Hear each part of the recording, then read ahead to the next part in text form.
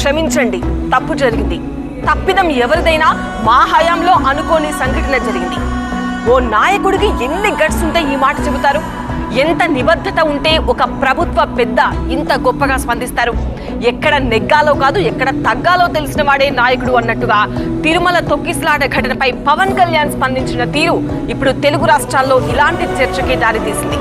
అంతేకాదు, రాజకీయంగా ఆయన వ్యవహరిస్తున్న తీరు, ముందడుగు వేస్తున్న తీరు ప్రత్యర్థులను సైతం ఆశ్చర్యపరుస్తోంది. ఓవైపు జవాబుదారీతనం,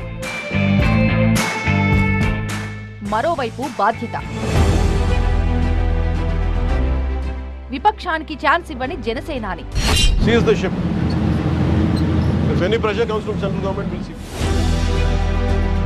కూటమికి రక్షణ కవచం అవుతున్నారా?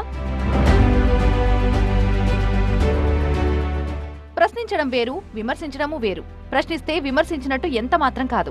ఏపీ రాజకీయాల్లో ఉప ముఖ్యమంత్రి పవన్ కళ్యాణ్ అనుసరిస్తున్న సరికొత్త పంతా ఇది. ప్రశ్నించడానికే రాజకీయాల్లోకి వచ్చారంటూ జనసేనను స్థాపించిన పవన్ కళ్యాణ్ ఆ విషయంలో ప్రత్యర్థులు ఎన్ని విమర్శలు చేసినా వెనుకడుగు వేయకుండా ముందుకు సాగుతున్నారు. కాస్త ఆలస్యమైన తన రేంజ్ కి తగిన విక్టరీనే సొంతం చేసుకున్నారు. గత వైసీపీ ప్రభుత్వంపై సమరశంఖం పూరించిన ఆయన టీడీపీ, బీజేపీ, జనసేన కూటమి ఏర్పాటులో పెద్దన్న పాత్ర పోషించి 100% స్ట్రైక్ రేటు విజయంతో పొలిటికల్ హిస్టరీలో జనసేనకి ఒక ప్రత్యేక పేజీని లిఖించేశారు.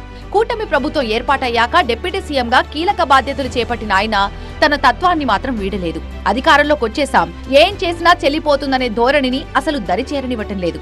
మరింత బాధ్యతగా ఉండేందుకు ప్రయత్నిస్తున్నారు. కూటమి పక్షాలకు అదే సూచిస్తున్నారు.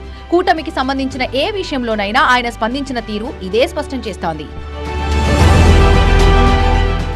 తాజాగా తిరుమల తొక్కిసలాట ఘటనపై పవన్ స్పందించిన తీరు పార్టీలకు అతీతంగా రాజకీయ వర్గాలను ఆశ్చర్యపరిచిందనే చెప్పాలి. హుటాహుటిన ఘటనా స్థలాన్ని సందర్శించిన డిప్యూటీ సీఎం ఆ తర్వాత ఆసుపత్రిలో ట్రీట్మెంట్ పొందుతున్న క్షతగాత్రులను పరామర్శించారు. మృతుల కుటుంబాలకు పేరు పేరున క్షమాపణలు తెలిపారు. తప్పు జరిగింది, క్షమించండి అంటూ బాధితులకు సర్ది చెప్పే ప్రయత్నం చేశారు. ప్రత్యేకించి to the entire nation, to the entire country, to the entire Sanatani believers, to the entire Hindu Samaj, from state government of AP, I profusely my wholehearted apologies for what had happened.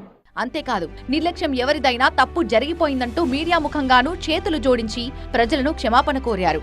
అంతటితో ఆగలేదు Pawan Kalyan. TTD chairman, board members తో సహా అధికారులంతా స్వయంగా వెళ్లి బాధిత కుటుంబాలకు క్షమాపణ చెప్పాలని సూచించారు. చైర్మన్ గారు గాని, సభ్యులు గాని, ఈవో కాని, ఏఈఓ కాని, మీరు ప్రెస్ మీట్ పెట్టి క్షమాపణలు చెప్పండి. నేను క్షమాపణలు చెప్పినప్పుడు మీకు క్షమాపణలు చెప్పడానికి నామోషి ఏంటి? బాధ్యత తీసుకోండి. తిరుమల దుర్ఘటనపై